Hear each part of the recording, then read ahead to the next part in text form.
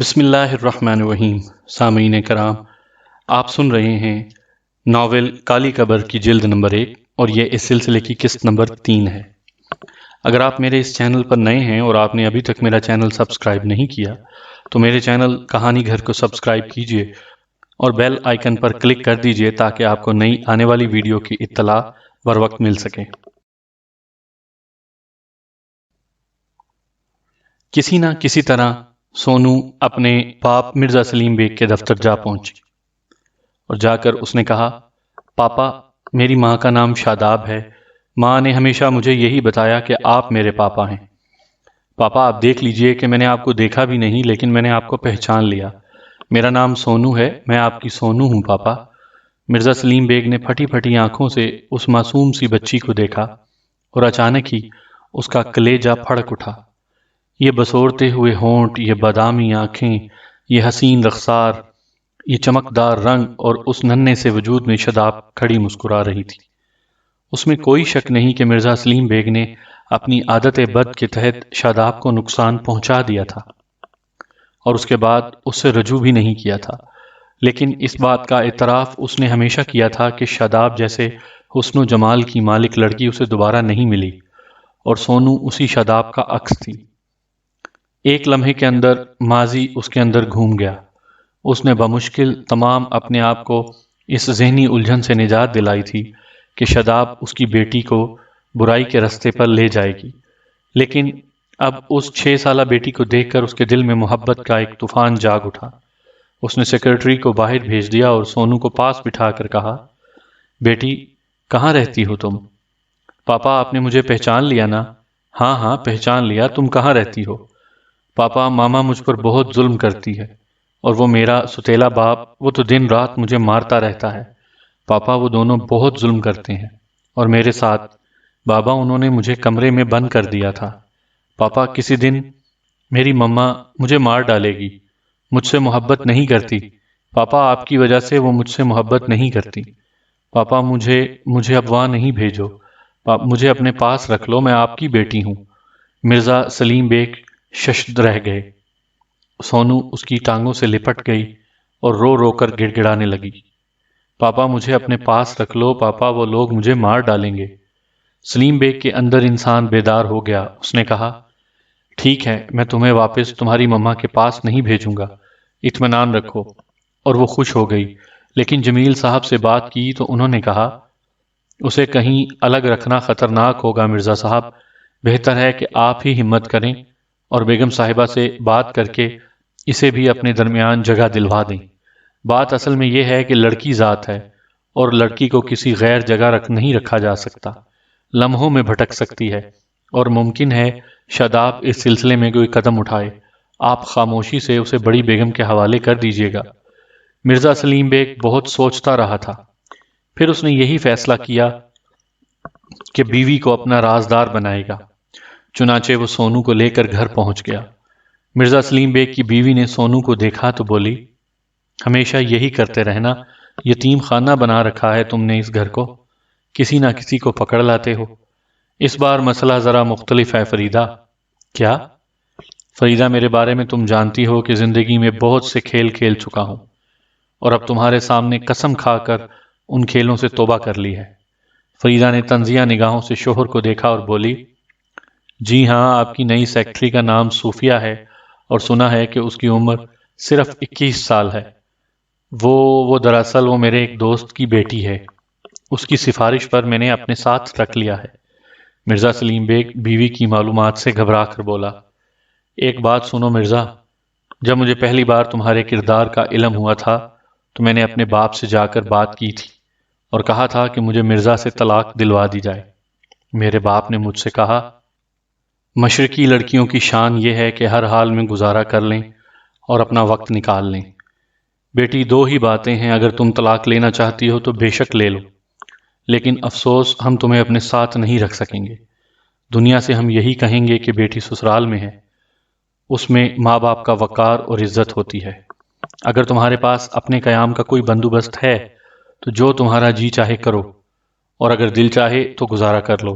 اور اس کے بعد سے مرزا سلیم بیگ میں صرف گزارا کر رہی ہوں، بات سمجھ گئے ہو نا تم؟ اب بہت بڑی بڑی کہانیاں نہ سناؤ مجھے، یہ بچی یوں سمجھ لو کہ میری ہی اولاد ہے۔ اگر اتنے بڑے دل والی ہو تو تفصیل نہ پوچھنا مجھ سے، میں اسے یہاں رکھنا چاہتا ہوں۔ اگر لڑکی ذات نہ ہوتی تو بات الگ تھی، کیا سمجھی؟ ٹھیک ہے دیکھیں گے، تم لے آئے ہو تمہاری مرضی، چھوڑ دو اسے۔ چنانچہ سونو کو اس گھر میں قیام کی اجازت مل گئی، لیکن مرزا سلیم بیگ کی بیوی کوئی فرشتہ صفت عورت نہیں تھی۔ اس نے اندازہ لگایا کہ سونو اس کے بچوں کے لیے بہت بڑا خطرہ ہے۔ اسے خدشہ تھا کہ اس خوبصورت لڑکی کی ماں بھی خوبصورت ہوگی، اور یقینی طور پر وہ اسے یعنی مرزا سلیم بیگ کو اس عورت کی یاد دلاتی رہے گی۔ اس کے خیال میں اس کے امکانات بھی تھے کہ کہیں مرزا سلیم بیگ ایک بار پھر شاداب کی طرف مائل نہ ہونے لگے۔ یہ تمام چیزیں اس کے دل میں تھیں، اور عورت کی سب سے بڑی دشمن ہوتی ہے، اور جو تشدد اور مظالم عورت پر کر سکتی ہے، مرد اس طرح کے مظالم کرنے کے بارے میں سوچ بھی نہیں سکتا۔ چنانچہ ستیلی ماں نے سونو پر تشدد شروع کر دیا۔ اسے دن میں صرف ایک بار کھانا دیا جاتا۔ جب مرزا سلیم بیگ موجود نہ ہوتا تو وہ اسے بات بات پر پوری طرح مارنے پیٹنے لگتی۔ ستیلی ماں کے مظالم نے سونو کے ذہن میں ایک بار پھر باغیانہ خیالات کی پرورش شروع کر دی۔ یہ بات اب رفتہ رفتہ اس کی سمجھ میں آنے لگی کہ اس دنیا میں اس کا کوئی وجود نہیں ہے، اور اسے خود اپنے وجود کو منوانا پڑے گا۔ چنانچہ اس نے بھی اپنی ستیلی ماں کے خلاف کاروائیاں شروع کر دیں۔ اسے ذک پہنچانے کا کوئی موقع ہاتھ سے نہ جانے دیتی۔ پڑوسی عورتوں کے سامنے ستیلی ماں کی برائیاں کرتی، اسے گالیاں دیتی۔ اپنے مشغلے بھی اس نے جاری رکھے۔ وہ دیواروں پر چڑھ کر چھت پر چڑھ جاتی اور بری حرکتیں کرتی، جس سے احساس ہوتا کہ مرزا سلیم بیگ کے دوسرے بچے بھی اس کی وجہ سے بگڑ رہے ہیں۔ بہرحال وقت گزرتا گیا اور شاداب نے اس کی تلاش کرنے کی کوشش کی، مگر وہ ناکام ہو گئی۔ ماں کی حیثیت سے اس کے سینے میں سونو کے لیے تڑپ تھی، لیکن ناصر کی وجہ سے وہ اس تڑپ سے اپنے آپ کو بچائے رکھتی تھی کہ اس کا گھر بھی قائم و دائم رہے۔ پھر ناصر کہیں کام سے گیا، شاداب نے سونو کو تلاش کرنے کا فیصلہ کیا۔ سائرہ بھی اب موجود نہیں تھی کہ اس سے ہی مشورہ کر لیتی۔ اس کے ذہن نے کہا کہ جس طرح بھی ممکن ہو وہ سونو کو تلاش کرے۔ کہیں ایسا تو نہیں کہ کسی طرح سونو مرزا سلیم بیگ کے ہاتھ لگ گئی ہو۔ مرزا سلیم بیگ کے آفس جانے کے بجائے بڑی چالاکی سے اس نے مرزا سلیم بیگ کے گھر کا پتہ معلوم کیا، اور آخر کار وہ مرزا سلیم بیگ کے گھر جا پہنچی۔ بیل بجائی اور جب اندر داخل ہوئی تو مرزا سلیم بیگ کی پہلی بیوی ہی نے اس سے پہلی ملاقات کی تھی۔ اگرچہ ایک دوسرے کے لیے اجنبی تھیں، لیکن ایک دوسرے کی شناخت میں انہیں زیادہ مشکل پیش نہیں آئی۔ سونو ان کے درمیان شناخت کا ذریعہ تھی، کیونکہ اس کے نقوش ماں سے مختلف نہیں تھے۔ میرا نام شاداب ہے، شاید مرزا صاحب نے کبھی آپ سے میرا تذکرہ کیا ہو۔ ہاں، تم مجھے جانتی ہو؟ مرزا سلیم بیگ کی بیوی نے پوچھا۔ نہیں، میں آپ کو نہیں جانتی۔ میں وہ ہوں جو تم نہیں ہو، اور نہ کوئی تم جیسی مجھ جیسی ہو سکتی ہے۔ واقعی میں آپ جیسی نہیں ہوں۔ دیکھیے میری بیٹی سونو آپ کے پاس ہو تو بتا دیجئے، یہ ایک لمبی کہانی ہے۔ میں جانتی ہوں، تمہاری بیٹی کو بھی جانتی ہوں، اور تمہیں بھی جانتی ہوں، اور اس کہانی کو بھی جانتی ہوں۔ تم یہی کہنا چاہتی ہو نا کہ سونو مرزا سلیم بیگ کی بیٹی ہے، تمہاری ناجائز اولاد؟ جی، میں یہی کہنا چاہتی ہوں۔ گھر سے بھاگ آئی ہے اور میں اسے تلاش کرتی پھر رہی ہوں۔ اگر وہ یہاں ہے تو براہ کرم اس کے بارے میں بتا دیجئے۔ اس میں کوئی شک نہیں تھا کہ مرزا سلیم بیگ کی بیوی سونو سے نفرت کرتی تھی، لیکن بہرحال پالیسی کے تحت وہ سلیم بیگ سے انحراف بھی نہیں کرنا چاہتی تھی۔ مرزا اسے یہاں لایا تھا، اگر وہ سونو کو اس کی ماں کے حوالے کر دیتی تو مرزا کے غصے کا نشانہ بنے گی۔ اس نے نفرت بھرے لہجے میں کہا، جی ہاں، آپ کی صاحبزادی یہاں آئی تو تھیں، لیکن میں آپ کو مبارکباد دیتی ہوں کہ بڑی زبردست بچی کی ماں ہیں آپ۔ کتنی عمر ہوگی اس بچی کی؟ 6 یا 7 سال، لیکن کمال ہے صاحب، کیا شخصیت پائی ہے، ماں سے 6 جوتے آگے ہے۔ 6 جوتے کیا سمجھی؟ وہ باقاعدہ عشق بازی کرتی پھر رہی ہے، چھوٹے بڑے بچوں کے ساتھ، اور اب میرا خیال ہے کہ یہاں سے بھاگ چکی ہے، وہ یہاں نہیں ہے۔ مگر وہ تو بہت چھوٹی سی ہے۔ حیرت کی بات یہی ہے کہ اتنی چھوٹی سی بچی کو میں نے اپنی عمر سے اتنا آگے کبھی نہیں دیکھا۔ براہ کرم آپ یہاں سے چلی جائیے، ورنہ یہاں کئی ملازم ہیں، میں آپ کو دھکے دے کر نکلوا دوں گی۔ جائیے آپ براہ کرم دفع ہو جائیے یہاں سے۔ دیکھیے بات اصل میں صرف اتنی سی ہے کہ اگر سونو یہاں موجود ہے تو آپ مجھے اس سے ملوا دیجیے، میں اس کے علاوہ اور کچھ نہیں چاہتی۔ تم نے سنا نہیں میں کیا کہہ رہی ہوں؟ جاؤ اسے باہر نکال دو، مرزا سلیم بیگ کی بیوی نے اپنے ملازموں سے کہا۔ اتفاق سے اسی وقت سونو وہاں پہنچ گئی۔ اس نے مرزا سلیم بیگ کی بیوی اور اپنی ماں کی گفتگو سن لی تھی۔ پہلے تو اس کے دل میں خیال تھا کہ شاداب وہاں سے چلی جائے تو اچھا ہے، وہ اس کے ساتھ جانا نہیں چاہتی تھی، لیکن نہ جانے کون سا جذبہ تھا کہ ماں کی بے عزتی اس سے دیکھی نہ گئی۔ پاس رکھا ہوا ایک ڈنڈا اٹھایا اور اس ملازم کے پاس پہنچ گئی جو شاداب کو دھکے دے کر باہر نکالنے کے لیے آگے بڑھا تھا۔ ہاتھ لگایا اگر تو نے میری ماں کو تو دوبارہ کوئی چیز اس ہاتھ سے چھونے کے قابل نہیں رہے گا، سمجھا؟ مرزا سلیم بیگ کی بیوی نے غصے سے سونو کو دیکھا اور دانت پیس کر ملازم سے بولی، بال پکڑ کر زمین سے دے مارو اس لڑکی کو، ذرا سی پدنی زبان دیکھو، سنا نہیں تم نے؟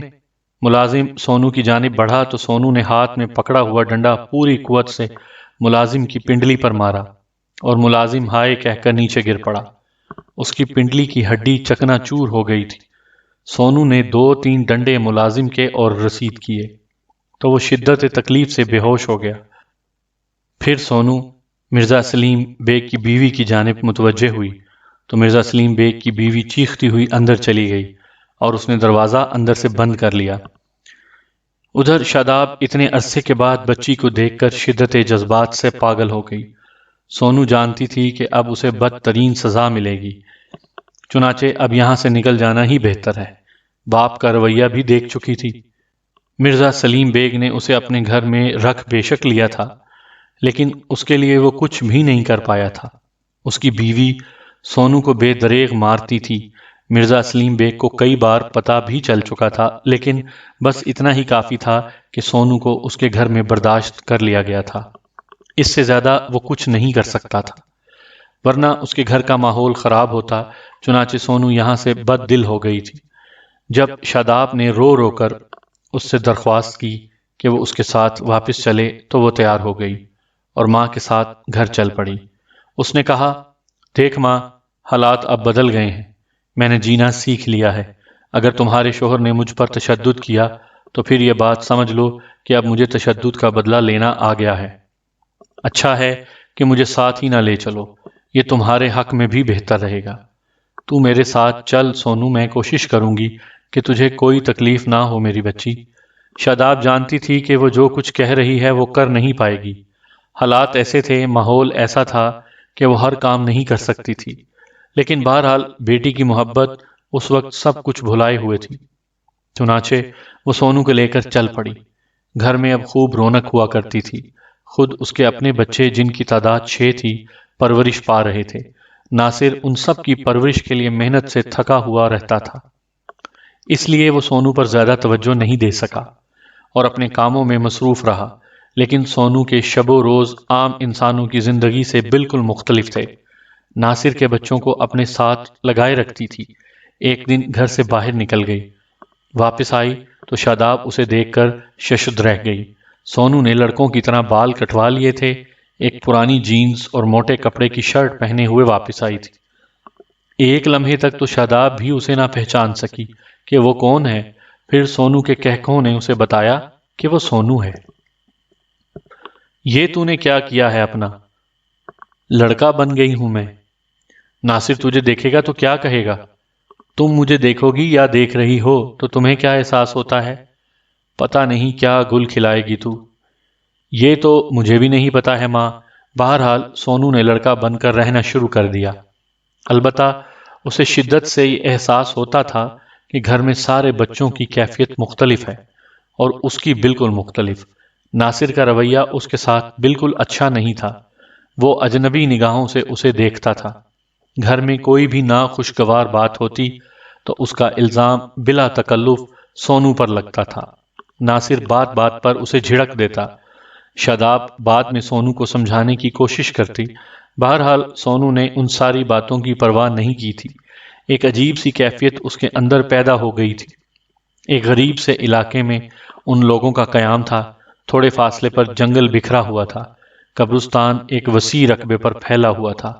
اس میں پرانی قبریں بھی بنی ہوئی تھیں اور کچھ ایسی بھی جن پر باقاعدہ مقبرے تعمیر کیے گئے تھے۔ ایسا ایک چھوٹا سا ٹوٹا مقبرہ سونو کو نظر آیا تو اس نے اس میں اپنے لیے ٹھکانہ تلاش کر لیا۔ کبھی کبھی وہ دن بھر اس مقبرے میں بیٹھی اپنے بارے میں سوچتی رہتی تھی۔ اسے یہ ماحول اپنے لیے بالکل اجنبی معلوم ہوتا تھا۔ وہ سوچتی تھی کہ اسے کچھ کرنا چاہیے، کوئی ایسا عمل جو ناقابل یقین ہو، کوئی ایسی شخصیت اختیار کرنی چاہیے جو اسے عام انسانوں سے مختلف کر دے۔ وہ دن بھر اس غار میں بیٹھی نئے نئے منصوبے بناتی رہتی تھی۔ بہت سے دوست بنا لیے تھے اس نے، جن میں لڑکی ایک بھی نہیں تھی۔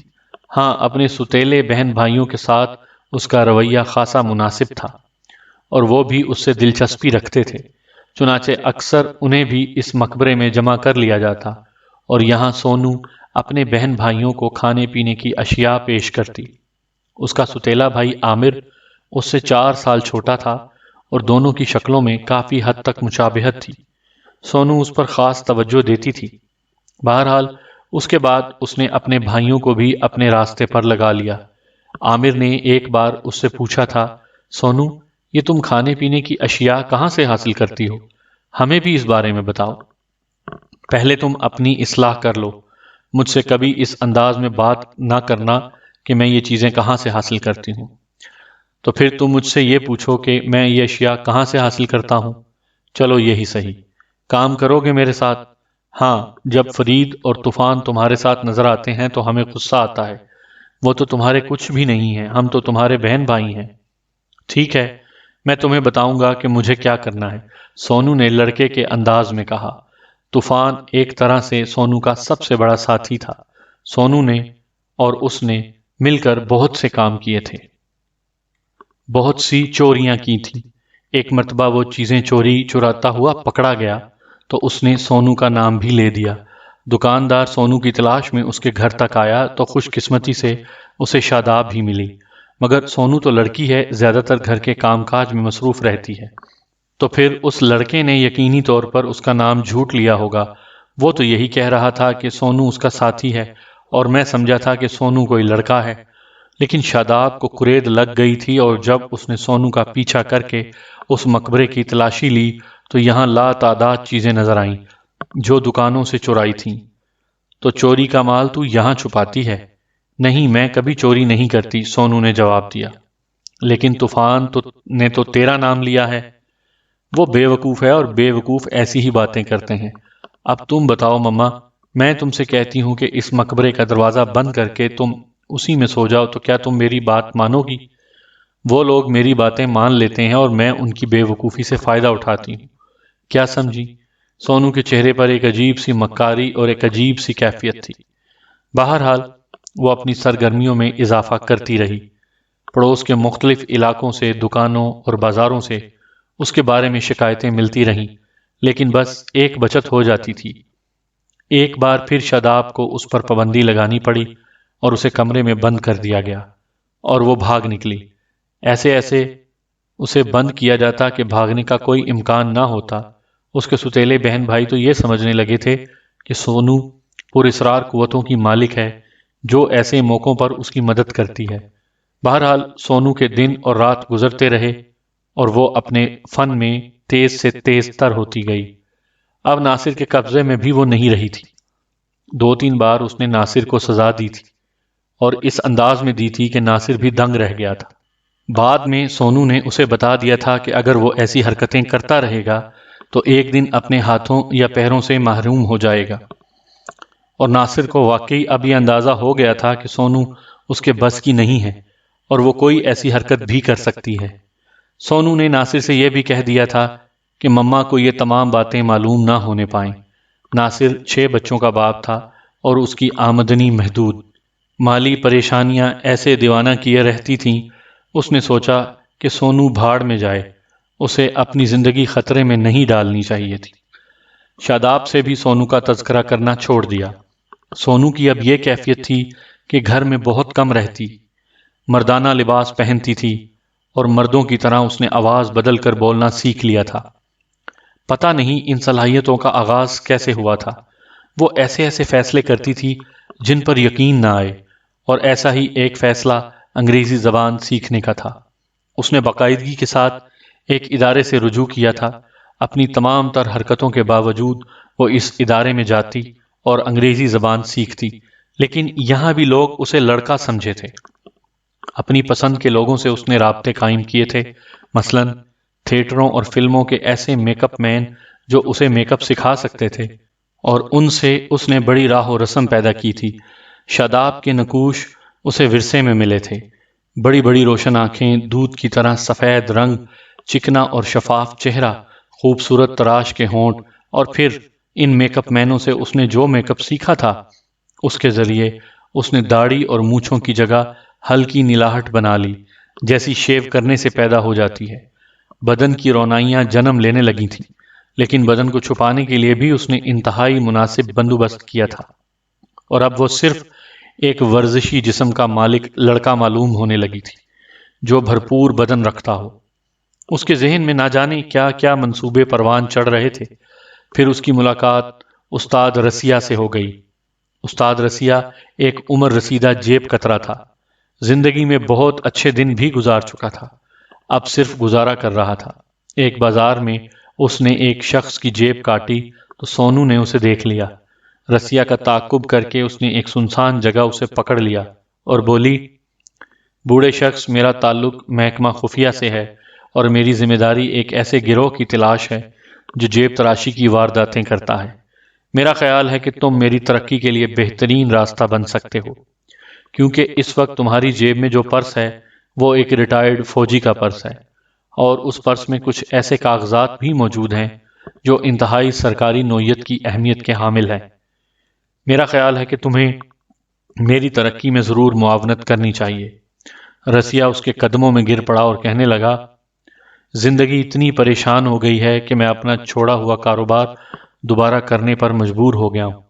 اگر تم ایک بار مجھے معاف کر دو تو میں کوشش کروں گا کہ کسی معذور خانے میں داخل ہو جاؤں اور یہ کام چھوڑ دوں۔ ایک شرط پر میں تمہیں معاف کر سکتا ہوں، سونو نے کہا۔ بتا دو، مجھے منظور ہے۔ مجھے بھی جیب تراشی سکھاؤ۔ کیا؟ رسیہ کی آنکھیں حیرت سے پھیل گئیں۔ ہاں، میرے محکمے کے تمام افراد دنیا کا ہر کام سیکھتے ہیں تاکہ جو بھی ضرورت انہیں پیش آئے اس کے لیے صحیح انداز میں کام کر سکیں۔ مجھے جس گروہ کی تلاش ہے اس کا پتہ بھی تم ہی مجھے بتاؤ گے۔ یقین کرو، میرا تعلق کسی گروہ سے نہیں، میں تو ایک تنہا آدمی ہوں، بس اپنے گزارے کے لیے سب کچھ کر لیا کرتا ہوں۔ ٹھیک ہے، پھر مجھے جیب تراشی سکھاؤ۔ استاد رسیہ واقعی فنکار تھا، اور اس بار کوئی شاگرد اس کے ساتھ نہیں تھا، بلکہ سیکیورٹی کا ایک فرد اس سے یہ فن سیکھ رہا تھا۔ چنانچہ اس نے بڑی ہمت اور محنت کے ساتھ سونو کو اپنا فن سکھایا، اور جب سونو اس فنکاری سے پہلی رقم لے کر گھر آئی تو ناصر ایک حادثے کا شکار ہو گیا تھا، اور اس میں اس کی ٹانگ کی ہڈی چکنا چور ہو گئی تھی۔ شاداب شدت غم سے نڈھال تھی۔ سونو نے وہ ساری رقم اس کے حوالے کرتے ہوئے کہا، شاید میری پہلی کمائی میرے ستیلے باپ کے نام کی تھی، لو یہ رقم تم اپنے شوہر کے علاج پر خرچ کرو۔ آہ، میں نہیں جانتی کہ تو اس طرح میرے کام آ جائے گی، تو نہیں جانتی مجھے ناصر کی سخت ضرورت ہے۔ میرے بچوں کو باپ کے بغیر زندگی گزارنا کتنا مشکل ہوگا یہ میں ہی جانتی ہوں۔ جواب میں سونو نے کہا، مجھے اس شخص سے کوئی ہمدردی اور دلچسپی نہیں ہے جس نے مجھے کبھی اپنی اپنائیت کی نگاہ سے نہیں دیکھا، لیکن بہرحال میں تمہارے لیے سب کچھ کروں گا۔ سونو کو اس طرح بولنے کی عادت ہو گئی تھی۔ ماں اب اس کی نگاہوں میں مکمل طور پر واضح تھی، اور وہ جانتی تھی کہ ماں کے ساتھ کس طرح مظالم ہوئے ہیں۔ باپ کے مسئلے میں بھی وہ پہلے بہت جذباتی تھی، لیکن اب شعور کو پہنچنے کے بعد اور حقیقتوں کا اعتراف ہونے کے بعد وہ باپ کو مجرم سمجھتی تھی، اور باپ سے اس کی رغبت بہت کم ہو گئی تھی۔ بہرحال ناصر کا علاج ہونے لگا۔ سونو نے ماں کی مدد کی۔ استاد رسیہ نے ایک بار سونو سے کہا، میں نے سنا ہے کہ تمہارا تعلق کسی بھی طرح محکمہ خفیہ سے نہیں ہے، بلکہ تم باقاعدہ جیب تراشی کرتے ہو۔ کئی جگہ سے مجھے اس بارے میں اطلاع ملی ہے۔ فرض کرو اگر ایسا ہے تو، سونو نے مردانہ آواز میں کہا، اگر ایسا ہے تو تم اپنی کمائی کا آدھا حصہ مجھے دیا کرو۔ جو رقم میں کماتا ہوں اور اس سے جو کام کر رہا ہوں وہ بھی ایک ایسا ہی کام ہے۔ تم بوڑھے آدمی ہو اور تمہارے ذریعے مجھے ایک فن حاصل ہوا ہے۔ میں تمہیں باقاعدہ ادائیگی تو نہیں کر سکتا، لیکن جو تھوڑی بہت رقم تمہاری ضرورت کی ہو وہ میں تمہیں دے دیا کروں گا، سونو نے جواب دیا۔ لیکن رسیا اس کے جواب سے مطمئن نہیں ہوا تھا، اس کے دل میں برائی پلنے لگی تھی۔ ادھر سونو نے اپنے پرزے نکالنا شروع کر دیے تھے۔ وہ ایک چھوٹا سا کرائے کا مکان لے کر اپنا ہیڈ کوارٹر بنانے میں کامیاب ہو گئی تھی۔ بے شک اس کے ساتھ اور کوئی پارٹنر نہیں تھا، لیکن اس نے سوچا تھا کہ اس جگہ رہ کر وہ مستقبل کے بارے میں بہت سے فیصلے کر سکتی ہے۔ جہاں تک شاداب کا تعلق تھا، وہ شوہر پرست عورت ناصر کے بچے پال رہی تھی اور اب اسے سونو پر ہی بھروسہ کرنا پڑ رہا تھا۔ یہ الگ بات ہے کہ ناصر کو سونو کی اثار پسندی کے بارے میں کچھ نہیں معلوم تھا۔ سونو اب ایک کامیاب شاطرہ بن چکی تھی اور اپنے چہرے پر میک اپ کر کے مردانہ روپ ڈھال کر وہ ایک کامیاب مجرمہ بنتی جا رہی تھی۔ اس نے نقب زنی، جیب تراشی یا چوری چکاری کو ہی اپنا ذریعہ معاش بنانا مناسب نہیں سمجھا تھا، بلکہ اپنے طور پر بہت سے فنون سیکھ رہی تھی۔ اس نے طے کر لیا تھا اس دنیا میں جہاں اسے کسی نے کوئی مقام نہیں دیا، وہ اپنے لیے ایک مقام حاصل کرے گی، ایک ایسا مقام جو عزت کا حامل ہو۔ آخرکار ایسا ہوا کہ رسیا نے اس مکان کا پتہ لگا لیا جہاں سونو رہتی تھی۔ رسیا نے باقاعدہ پولیس کو اس سلسلے میں اطلاع دی اور پولیس نے دور سے اس مکان کو تاک لیا۔ وہ سونو کے باہر نکلنے کا انتظار کر رہی تھی، لیکن نہ تو رسیا نہ پولیس جانتی تھی کہ سونو در حقیقت ایک لڑکی ہے۔ سونو نے ادھر سے دیکھ لیا کہ پولیس کے کچھ جوان رسیا کی سرپرستی میں کرب و جوار میں موجود ہیں اور گھر کی نگرانی کر رہے ہیں۔ چنانچہ جب وہ ایک خوبصورت شلوار قمیض میں چہرے پر میک اپ کیے، سر پر دوپٹہ لیے، ہاتھ میں پرس لٹکائے اس گھر کے دروازے سے باہر نکلی تو سب کے سب دنگ رہ گئے۔ پولیس والوں نے رسیا کو پکڑ لیا۔ رسیا نے کہا کہ وہ قسم کھا کر کہہ سکتا ہے کہ جیب تراش لڑکا اسی گھر میں رہتا ہے۔ ہو سکتا ہے کہ لڑکی اس کے ملنے والی ہو، میں نے خود اسے اس گھر میں داخل ہوتے دیکھا ہے۔ پولیس نے پڑوسیوں کی خدمات حاصل کر کے گھر کی تلاشی لی تو اسے مردانہ لباس بے شک ملا تھا، لیکن سونو نہیں ملا تھا۔ سونو محتاط ہو گئی تھی۔ رسیا کو ٹھکانے لگانا اس کے لیے کوئی مشکل کام نہیں تھا، لیکن بہرحال وہ استاد تھا، بے وقوفی کر بیٹھا تھا، لیکن پھر بھی اس نے سونو کو باروزگار کر دیا تھا، اور یہ روزگار انٹرنیشنل تھا، یعنی یہ کہ سونو جہاں بھی چاہتی اپنے لیے ضرورت کی رقم حاصل کر سکتی تھی۔ چنانچہ اس نے اسے معاف کر دیا۔ البتہ اس کا دل یہاں لگ نہیں رہا تھا، اپنی حیثیت سے باخبر ہو گئی تھی۔ یہاں ایک مفلوک الحال ماں تھی، ستیلا باپ، ستیلے بہن بھائی تھے جو بہرحال ماں کی نعمتوں سے متاثر ہو کر اسے منحرف ہو گئے تھے اور اس کے لیے کچھ کرنے پر آمادہ نہیں تھے۔ چنانچہ اب سونو ان سے ذہنی طور پر دور ہو چکی تھی۔ اس کا مزاج جس انداز کا بن چکا تھا، وہ ظاہر بات ہے زندگی کے چھوٹے موٹے معاملات میں دلچسپی نہیں لے سکتی تھی۔ ماں کو اس نے کہا، مما، میں نے تمہارا بہت ساتھ دیا، لیکن میں اپنی حیثیت جانتی ہوں۔ میں وہ ہوں مما جسے کوئی بھی اپنا نام دینے کے لیے تیار نہیں ہوگا۔ یہاں سب میرے شناسہ نہیں، تمہارے شناسہ ہیں، میرے ناجائز باپ کے شناسہ ہیں۔ مما، میں ان شناساؤں سے دور جانا چاہتی ہوں۔ ایک بات یاد رکھنا، اپنا پتہ کبھی تبدیل نہ کرنا۔ میں تمہیں ضرورت کی تمام چیزیں بھیجا کروں گی، باقاعدہ رقم بھیجا کروں گی، اور مما اگر ہو سکا تو تم سے دوسرے رابطے بھی کیا کروں گی، ٹیلی فون لگوا دوں گی یہاں پر۔ مگر تو جانا کہاں چاہتی ہے؟ اپنے لیے ایسے جہانوں کی تلاش میں جہاں میرا صحیح مقام مل سکے۔ ٹھیک ہے مما، ماں نے آنسو بھری آنکھوں سے اسے دیکھتے ہوئے اقرار میں گردن ہلا دی تھی۔ اس کی ہم شکل بس اس کی یہی اولاد تھی، لیکن اس کی شخصیت جس قدر مسخ شدہ تھی، شاداب کو بھی اس کا احساس تھا۔ بہرحال اس کے بعد سونو نے شہر میں اپنا کام شروع کر دیا۔ وہ زیادہ محنت کے ساتھ رقم جمع کر رہی تھی۔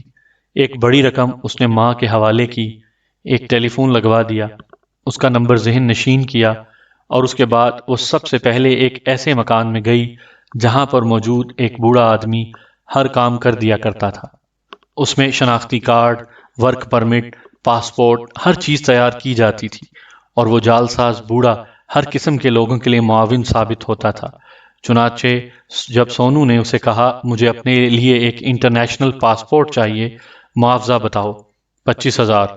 بوڑھے نے کہا تو سونو نے پستول نکال کر اس کی نال بوڑھے کی کن پٹی پر رکھ دی۔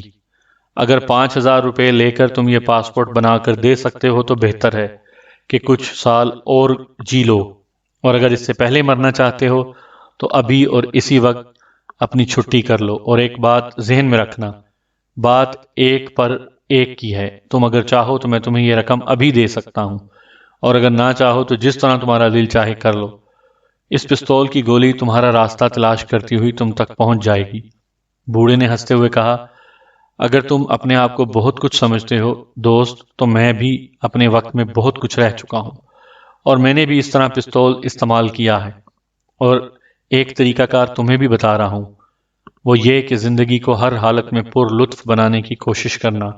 تھوڑی سی رقم یا کسی جذباتی فیصلے کا شکار ہونے کے بجائے اپنے آپ کو زندگی سے قریب لے جانے کی کوشش کرنا۔